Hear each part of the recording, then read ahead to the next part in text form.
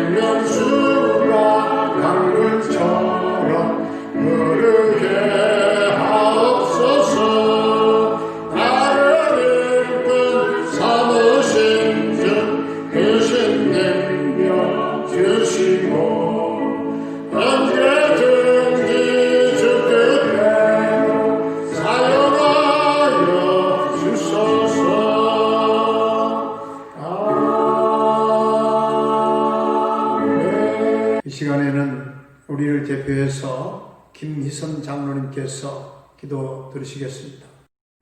다 함께 기도드리시겠습니다. 보호라 너희 모든 목마른 자들아 물러 나아오라. 돈 없는 자도 오라. 너희는 와서 사 먹되 돈 없이 값 없이 와서 포도주와 젖을 사라. 너희가 어찌하여 양식 아닌 것을 위하여 은을 갈아주며 배부르게 못할 것을 위하여 수고하느냐. 내게 듣고 들을지어다. 그리하면 너희가 좋은 것을 먹을 것이며 너희 자신들이 기름진 것으로 즐거움을 얻으리라. 할렐루야. 주의 날 부활하시고 안식 후 첫날 참된 안식을 주신 새 출발의 날, 구속의 날, 변화의 날을 허락하신 하늘 하나님 아버지, 우리의 죄로 말미암아 알 수 없는 공허와 타는 목마름, 허전한 흑암 가운데 분명한 목적을 갖고 우리를 지으신 창조주 하나님 앞에 하나님께서 친히 수많은 음식을 차려놓으시고 돈 없이 값 없이 포도주와 젖을 사라 부르시며 초청하고 계신 하나님께 감사와 영광과 찬양 경배를 올려드립니다. 주 앞에 무릎을 꿇습니다. 하나님의 주권과 통치 가운데 만물을 다스리시며 운행하시는 하나님, 실수가 없으신 하나님, 천하 만물의 때가 있고 기한이 정확하신 하나님, 빛이 있으라 말씀하시니 말씀처럼 말씀하신 것처럼 우리의 삶 가운데 빛이 닿는 순간이 있음을 기억하고 기다립니다. 그 말씀이 임하실 때 혼돈이 질서로, 흑암이 빛으로 바뀜을 또한 믿습니다. 죄를 미워하고 하나님이 영광이 되시는 부흥, 그 새날을 기대하고 소망합니다. 홍해 바닷길 가운데 길을 내주신 출애굽의 하나님의 영광을 온 천하 만민이 다 알도록 하나님만을 소망합니다. 우리 모두가 마음과 뜻을 정하고 같이 하고 오로지 기도에 힘썼을 때 임하셨던 초대교회의 때에 성령의 큰 바람이 있게 하옵소서. 우리를 택하시고 부르셨사오니 하나님을 찬미하며 하나님 모르는 백성들에게 칭송을 받아 믿는 사람이 3,000이나 더하였던 그 처음 성도들의 모습을 다시 이 민족 가운데 회복시켜 주옵소서. 하나님 말씀을 거스리고 높아져서 거칠고 황폐해진 우리의 모습이 무엇에든지 진실하며 무엇에든지 거룩하며 순전함으로 회복되어지게 하옵소서. 말씀과 세상이 혼재한 이 세상에 믿는 자로 구별받아 이미 하나님 나라가 우리 안에 있음을 믿습니다. 하나님의 다스림, 통치 안에 순복해 하심으로 유일한 소망 되시는 예수가 함께 하시기에 초막이나 궁궐이나 끝이 없어 보이는 광야이거나 하나님 주시는 기쁨, 감사로만 가득 채워주심으로 우리의 삶의 기준인 하나님의 말씀으로 모든 상황들을 이겨내게 하옵소서. 그 기준을 마음의 손바닥에 새기게 하옵소서. 그 믿음의 경주를 주님 다시 오셔서 완전하게 완성하실 그날까지 이루어가게 하옵소서. 우리 성도 한 사람 한 사람 눈동자처럼 지키시며 내가 너를 잘 안다. 내가 너를 향한 계획이 있단다. 내 삶의 이유가 있다. 오늘도 내가 너를 사랑한다 말씀하셔서 우리의 힘이 되어주시는 예수 그리스도의 이름으로 기도드립니다. 아멘. 교회 소식을 알려드리겠습니다. 오늘은 창조절 셋째 주일입니다. 교회 예배당에서 예배드리는 그런 마음 자세로 주일 영상 가정 예배에 참여해 주시기를 바랍니다. 교회 대면 예배에 관한 정부에 발표된 내용에 의하면 300석 이상의 교회는 50명 미만 예배드릴 수가 있으며 300석 미만의 교회는 20명 이내로 대면 예배를 드릴 수 있다는 것을 발표했습니다. 코로나 시대에 우리 성도님들의 가정과 직장과 사업장을 위하여 기도해 주시기 바랍니다. 수험생들을 위해서 계속 기도해 주시기를 바랍니다. 우리 다 함께 찬송가 634장 찬송 드리면서 봉헌을 드리겠습니다. 634장입니다.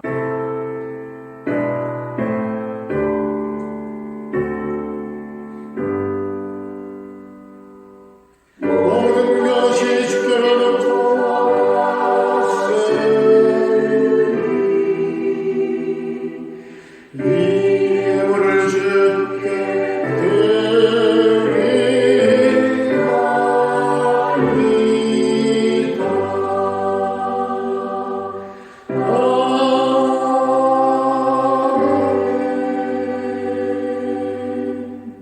아버지 하나님, 오늘도 가정에서 각각 주일 예배 드리면서 정성껏 준비한 예물을 올려드립니다. 시대 1조를 신앙 고백과 함께 드리오니 기뻐 받아주시고 황충을 금하시며 귀한 전에 떨어지지 않게 하시고 쌓을 곳이 없도록 넘치도록 부어주옵소서. 주일헌금, 성교헌금, 비전헌금, 감사헌금을 드립니다. 드리는 손길들마다 건강에 복 주셔서 병원을 드나들지 않게 하시고 물질에 복 부어주셔서 수입이 어려운 때 줄어들지 않도록 생업과 직장과 사업장을 이 모양 저 모양으로 주님 도와 주시옵소서. 우리 노부모님들의 남은 일생을 인도하시고 동행하시며 영혼의 천양의 하늘에 상달되게 하시고 그 심령을 평안케 하여 주시옵소서. 우리 사랑하는 자녀들의 앞길을 평탄케 인도하시고 특별히 수험생들, 수능생들에게 지혜, 중명, 집중력, 적용 능력 주셔서 그들이 담대한 믿음으로 도전하며 승리의 대가를 부르게 해 주시옵소서. 우리 영준이와 한결이의 군 생활을 안전하게 지켜주시고 저녁 때까지 함께 하실 줄로 믿습니다. 캐나다에 거주하고 있는 정찬석 집사님과 그 가족을 지켜주시고 형통 대성케 하시고 평강 승리의 소식이 있게 해 주시옵소서. 김경미 목사님과 쿤타칸탈라 교회와 모든 선교사님들의 선교 현장과 사역 가운데 성령의 기름 부으심이 넘치게 해 주시옵시고 저들의 사역을 주님 도와 주시옵소서. 병마로 말미암아 고통 겪는 성도들을 예수님이 십자가 보혈을 발라 치유하시고 회복의 은총을 베풀어 주시옵소서. 아버지여, 하루속히 이 땅에서 코로나 바이러스가 물러가게 하시고 흑암의 고통 가운데서 백성들이 해방받게 하여 주시옵소서. 남북 평화 통일 앞당겨 이루어지게 하시고 한반도에 참으로 평화의 세계가 이루어지게 하시고 주여 남북 문제가 해결되어지고 북녘 땅에 교회가 세워지는 날이 오게 하여 주시옵소서. 사랑하는 성도님들 어디 있든지 간에 우리 하나님 여러 가지 형태로 도와주옵소서. 예수님의 이름으로 감사하며 축복하며 기도하옵나이다. 아멘. 오늘 우리에게 주신 하나님의 말씀은 고린도전서 10장 1절로부터 4절까지 신약성경 274쪽입니다. 형제들아, 나는 너희가 알지 못하기를 원하지 아니하노니 우리 조상들이 다 구름 아래에 있고 바다 가운데로 지나며 모세에게 속하여 다 구름과 바다에서 세례를 받고 다 같은 신령한 음식을 먹으며 다 같은 신령한 음료를 마셨으니 이는 그들을 따르는 신령한 반석으로부터 마셨으며 그 반석은 곧 그리스도시라. 구약성경 출애굽기 17장 5절로 6절까지 구약성경 108쪽입니다. 출애굽기 17장 5절로부터 6절까지 여호와께서 모세에게 이르시되 백성 앞을 지나서 이스라엘 장로들을 데리고 나일강을 치던 네 지팡이를 손에 잡고 가라. 내가 호렙산에 있는 그 반석 위 거기서 내 앞에 서리니 너는 그 반석을 치라. 그것에서 물이 나오리니 백성이 마시리라. 모세가 이스라엘 장로들의 목전에서 그대로 행하니라. 아멘. 할렐루야. 비대면 예배로 오늘이 5째 주 연속 우리가 드립니다. 얼마나 여러분들 고생이 많으십니까? 그리고 주의 몸된 교회를 여러분들이 사랑하시고 또 교회를 사모하고 또 얼마만큼 교회에서 함께 모이기를 갈망하는지 다 똑같은 그런 마음이라 생각됩니다. 오늘 성경 말씀은 구약과 신약이 서로 연결된 참으로 신비한 말씀입니다. 오늘 본문 출애굽기 17장 오늘 6절을 보게 되면은 내가 호렙산에 있는 그 반석 위 거기서 내 앞에 서리니 너는 그 반석을 치라. 예, 하나님이 모세 맞은편 반석 위에 섰다고 했습니다. 이제 그러니까 재판이 시작된 것입니다. 그 결과가 어떻게 나타날까 아주 긴장되는 순간인데 죄가 인정되는 쪽에 그 지팡이로 치게 될 것입니다. 마치 나일강을 쳤을 때 나일강이 완전 피바다로 강물을 이룬 것처럼 하나님이 결심하시고 이제 모세에게 지팡이로 치라 명령하십니다. 그런데 놀랍게도 하나님은 반석을 치라고 명령하십니다. 이게 무슨 뜻입니까? 하나님이 서 계신 반석을 쳤으니 하나님이 심판을 받으신 것입니다. 그리고 반석을 쳐서 깨뜨려진 반석에서 나온 물을 백성들이 막 아우성을 치면서 요청하는 그 샘물을 주라는 겁니다. 여러분 어떻게 하나님이 재판에서 질 수가 있겠습니까? 불의하고 죄악을 저지른 쪽 저 이스라엘 백성들인데 6절 후반부에 보게 되면은 모세가 이스라엘 장로들의 목전에서 그대로 행하니라 했습니다. 아니 지금 어떻게 불의한 장로들 앞에서 하나님이 이러한 수모를 당할 수가 있겠습니까? 이것이 바로 기독교의 진리입니다. 하나님이 자기 백성들을 사랑하시기 때문에 그들이 받아야 될 심판을 하나님이 대신 받게 되는 것이 진리입니다. 하나님의 심판 받으심으로 말미암아 그 반석에게서 백성이 필요한 물, 바로 그들에게 생명을 주는 물을 흘러내게 하신 것입니다. 신약으로 와서 오늘 이제 성경 본문 고린도전서 10장 오늘 4절 말씀에 그 반석은 곧 그리스도요 그 물은 신령한 음료라 했습니다.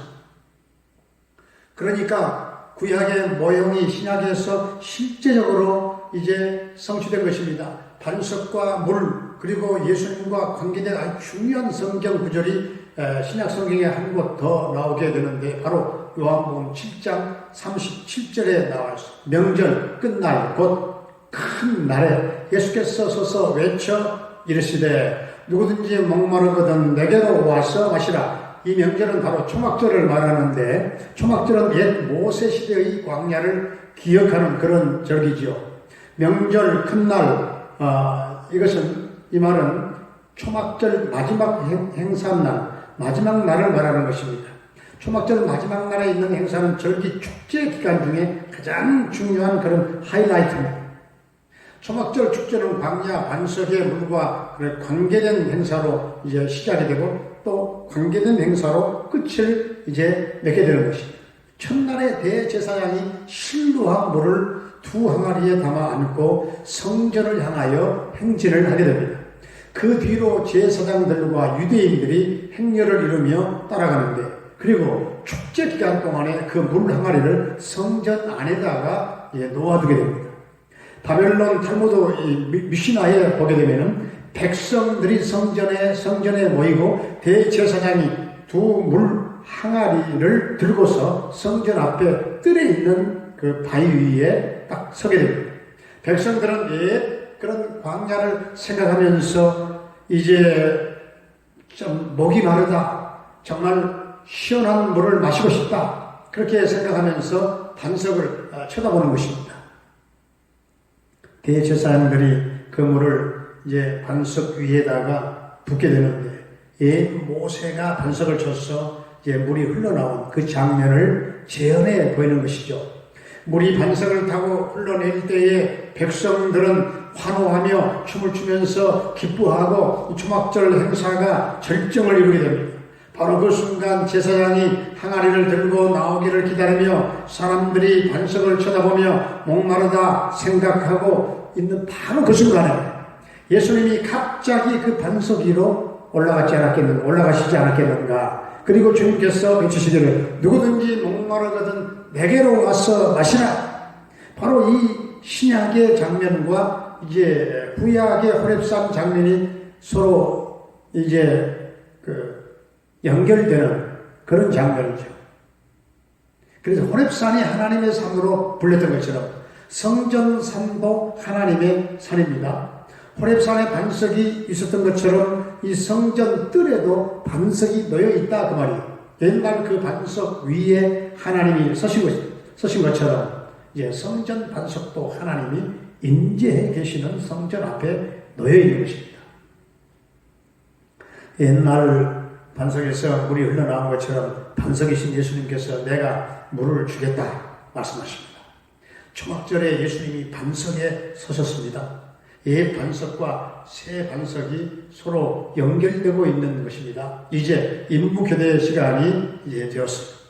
옛 모형은 이제 그 사명을 다하고 이제 참 반석에게 그 임무를 물려줌으로써 참 반석인 예수님이 선언하십니다.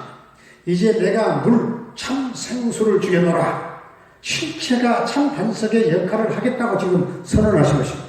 그런데 옛날의 물은 그냥 흘러내렸던 것이 아니에요. 지팡이로 쳐야 했습니다. 모세가 반석을 친 것은 바로 심판을 의미했지요. 예수님은 자신이 물을 주겠다고 할 때에 바로 예수님 자신이 심판을 받을 것도 전부 다 포함하고 있는 것입니다. 그 징계는 바로 자기 앞에 있는 백성들의 죄를 위한 것입니다. 요한은 예수님이 주시는 그 음료를 곧 그가 주실 성령을 가리키는 것이라고 주석을 달았는데요. 예수님은 이제 자신이 떠나서 보혜사 성령을 주실 것이다 말씀하십니다. 여러분, 오순절 성령은 그날 하늘에서 그냥 뚝딱 내려지는 것이 아니에요. 예수님이 심판 받으셔서 죽으신 결과로서 이제 성령께서 내려오신 것입니다. 이 성령은 신령한 음료입니다. 옛 모세 시대의 생수가 사람의 생명을 회생시켜 주었지만 그러나 이 영원한 생명을 주지는 못했던 것입니다. 오늘날 이 성령님은 우리의 영혼의 생명을 영원히 회생시켜 주는 것입니다. 우리는 자주 출애굽의 사건을 회상하면서 그 옛적의 반석에서 흘러내렸던 물을 기억해야 되는 것입니다. 이야, 이 물이 정말 시원하겠다. 한번 정말 마셔보았으면 좋겠다. 그렇게 갈망해 보자는 것입니다. 회개하고 세례를 받으면 성령을 선물로 받을 수 있다고 하는 그런 겉면도 우리가 한번 기억해 보자 하는 것입니다. 오늘 고린도전서 본문의 말씀으로 다시 돌아가 보면 우리 조상들이 다 구름 아래에 있고 바다 가운데로 지나며 모세에게 속하여 다 구름과 바다에서 세례를 받았다 했습니다. 구름과 바다에서 세례를 받은 거예요. 구름도 물이요 바다도 물입니다. 그런데 구름과 바다에서 세례를 받았다 하는 말씀은 모세가 하나님의 이름으로 세례를 베풀었다 그런 뜻이 아니에요. 구름을 바라보며 바닷길을 지나가면서 하나님께서는 정말 살아계시는구나. 하나님께서 우리 백성들을 특별히 택하셔서 보호하시는구나 하고 믿게 되었다는 사실입니다. 이스라엘 백성들이 그렇게 믿게 된 다음에 모세에게 착 달라붙었어요. 그 전까지는 모세를 따라가면서도 이거 긴가민가 했는데 그때부터는 모세가 인도하는 대로 따라가겠다 그렇게 결단을 하게 된 것입니다. 이것이 구약의 세례입니다. 그들은 신비로운 성령의 바닷길에서 성령의 구름 아래에서 세례를 받았습니다. 이것이 기적입니다. 눈으로 보지 못한 예수님, 2000년 전에 십자가에 달려 돌아가신 예수님을 믿고 그 피로 죄 사함을 받는다고 하는 것을 믿는 것은 좀 놀라운 기적을 체험하는 것입니다. 바닷길을 통과하는 기적을 체험하는 것이죠. 처녀 몸에 아기가 잉태되는 것도 기적이지만 정상적인 사람이 하나님을 믿고 예수님을 구세주로 받아들이고 영접하는 것도 큰 기적인 것입니다. 보지도 못한 하나님을 믿고 섬기는 것, 보지도 못한 예수님께서 십자가에 달려 돌아가신 것을 믿고 그분만 섬기는 것은 이미 우리에게 기적이 나타난 것입니다. 우리 모두 세례받게 된 것을 감사하시기를 바랍니다. 구름 아래 바다에서 세례를 받았다. 이것은 아주 놀라운 일입니다. 그리고 오늘 본문의 3절과 4절에 다 같은 신령한 음식을 먹으며 다 같은 신령한 음료를 마셨으니 이는 그들을 따르는 신령한 반석으로부터 마셨음에 그 반석은 곧 그리스도시라. 신령한 음식은 출애굽기 16장에 나오는데요. 애굽에서 가지고 나온 음식이에요. 양식이에요. 그래서 그 애굽에서 가지고 나왔던 양식이 다 떨어지게 되니까 이스라엘 백성들이 굶어 죽게 되었잖아요. 아무런 씨앗도 가지고 나오지 않았고 더구나 사막에서는 농사를 지을 수도 없었기 때문에 당연히 굶어 죽을 수밖에 없었죠. 그런데 그때 하늘에서 막 떡가루가 내려왔어요. 하나님께서 떡가루를 막 비처럼 막 내려주신 것입니다. 그래서 그들은 신령한 양식, 이 초자연적인 신령한 양식을 40여 년 동안 먹었던 것입니다. 그 양식은 지금 무엇을 뜻할까요? 생명의 양식, 곧 하나님의 말씀을 가리킵니다. 하나님의 말씀은 생명의 양식입니다. 그리고 성찬을 상징합니다. 예수님께서 요한복음 6장 55절에서 말씀하십니다. 우리 주님께서 내 살은 참된 양식이요 내 피는 참된 음료로다 이렇게 크게 외치셨습니다. 하늘에서 내려오는 만나는 말씀을 상징하기도 하지만 예수님의 살, 성찬을 상징하기도 하는 것입니다. 바울이 성령으로 말미암아 성찬을 구약의 만나에 비유를 하고 있는 것입니다. 그 구약 시대에 사막에서 만나를 먹지 않으면 죽었어요. 지금 이 시대에는 하나님의 말씀을 먹지 않고 성찬을 먹지 않으면 안 된다 그 말이죠. 신령한 음식은 하나님의 신비로운 양식입니다. 광야에서 반석의 생물을 마시고 산 것처럼 우리는 성령의 생수를 마시고 그리고 예수님의 피를 마시고 살게 되는 것이죠. 그런데 신비로운 것은 그들을 따르는 신령한 반석으로부터 이렇게 말합니다. 그들을 따르는 반석으로부터 이 반석이 그들을 따라갔어요. 그들을 따르는 반석이라고 말씀하고 있습니다. 그 언어를 찾아보니까요. 동반자 반석이라. 동반자 반석 이렇게 되어 있습니다. 바위는 다리가 없잖아요. 아니 다리가 없어서 움직이지 못하는데 바위가 동반자로 따로 다녔다 이렇게 말씀하고 있는 겁니다. 외경을 보니까 그 르비딤의 반석이 항상 따라다니면서 필요할 때마다 물을 주었다 그렇게 되어 있습니다. 유대 랍비들은 그 반석이 40년 동안 따라다니면서 이스라엘 백성들에게 물을 주어서 그들이 그것을 마셨다 그렇게 해석하는데 그것은 좀 너무나 지나친 것 같습니다만은 그러나 그 반석이 따라다니지 아니하고 르비딤에만 있었다고 한다면 있어도 하나님께서 언제나 함께 하시기 때문에 물이 없는 곳에서는 하나님께서 그 자리에서 물을 주시는 것입니다. 그러니 동반자는 바로 하나님이십니다. 하나님, 예수님, 성령님, 하나님께서 동반하시는 겁니다. 주님께서 동반자가 되시는 것입니다. 오늘 본문에서는 신령한 반석, 곧 그리스도라고 말씀하고 계십니다.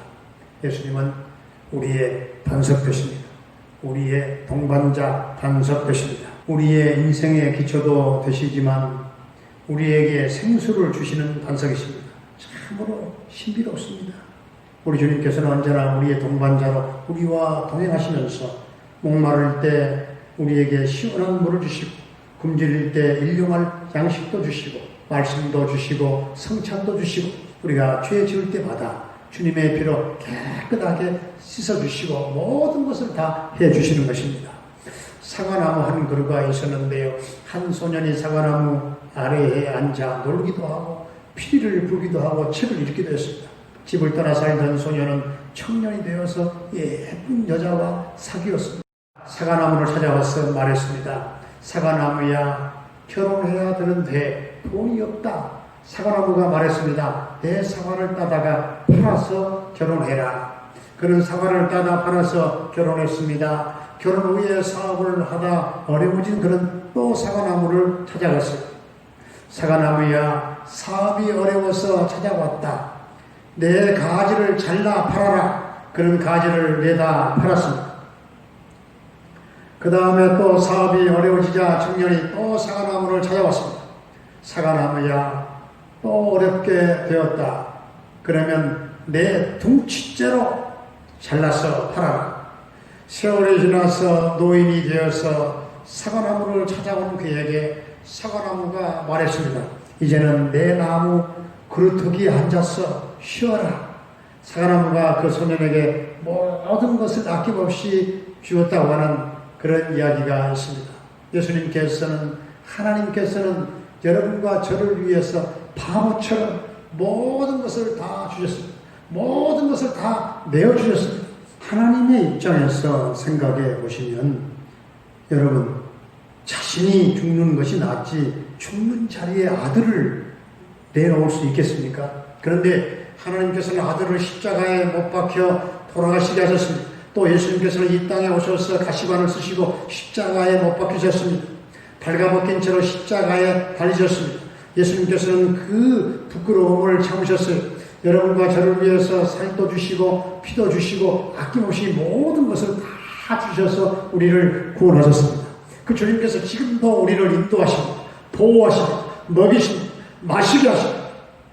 통반자, 반석 되신 주님께서는 지금도 보혜사 성령으로 우리를 인도하고 계신다 그 말입니다. 우리 하나님께서는 그저 30년간 인도하시고 31년째는 내가 알아서 살아라, 네 마음대로 살아라, 그렇게 하지 않으신다 그 말이에요. 끝까지 인도해 주십니다. 시편 48편 14절의 말씀을 보게 되면은 이 하나님은 영원히 우리 하나님이시니 그가 우리를 죽을 때까지 인도하시리로다. 죽은 후에는 하나님의 인도가 필요 없잖아요. 죽은 후에는 우리가 천성에 가기 때문에 주님의 인도하심에 우리의 믿음이 흔들리지 말아야 됩니다. 주님이 동반자, 반석 되신 주님이 우리와 함께 하시고 동행하신다는 이 믿음을 우리는 변치 말아요. 흔들리지 말아요. 강한 태풍이 불어오면 다른 구름은 날아가지만 하나님의 인도의 구름 기둥은 아무리 세찬 바람이 불어와도 꼼짝하지 않는 신비로운 구름이에요. 어수 같은 소낙비가 내려도 하나님의 불기둥은 꺼지지 않는 신비로운 불입니다. 하나님께서 하시는 일은 참 너무나 신비롭습니다. 이 코로나19의 폭풍이 아무리 세차게 휘몰아쳐도 하나님의 인도하심의 은혜는 저와 여러분에게 우리 동명교회에 우리 민족 가운데 계속되고 있다는 사실을 잊지 말아야 하겠습니다. 도산 남창호 선생은 원래 교인이 아니었다고 합니다. 17살 때까지 공자와 맹자를 공부했던 사람입니다. 예수님을 알지 못했고 예수님을 좋아하지도 않았대요. 그런데 공부하고 싶은 마음에 돈 10원을 가지고 무작정 서울로 올라갔대요. 하지만 어디에 가서 돈을 벌어서 공부해야 할지 너무나 막막했는데 그러던 차에 공부하고 싶은 사람은 어디로 오시오. 이 공짜로 먹고 자며 공부할 수 있어. 그렇게 쓰여진 편말을 보게 되었대요. 그곳으로 가보니까 기독교 학교인 언더우드 학교였어요. 기독교를 오랑캐 종교라고 생각을 하고 아주 싫어했던 그였지만 공부하려면 그 길밖에 없으니 예수님을 믿는 척하고 그 학교에 들어갔대요. 마음속으로는 계속 유교를 따르고 학교에서는 공부나 하자 그런 마음으로 들어갔는데 공부하다 보니까 기독교의 진리에 푹 빠지게 되었대요. 그리고 송모 장로님의 전도를 받고 예수님을 영접한 후에 기독교의 큰 지도자가 되었다고 합니다. 하나님의 인도하심인 줄로 믿습니다. 여러분과 제가 오늘 여기까지 온 것도 하나님의 인도하심이에요.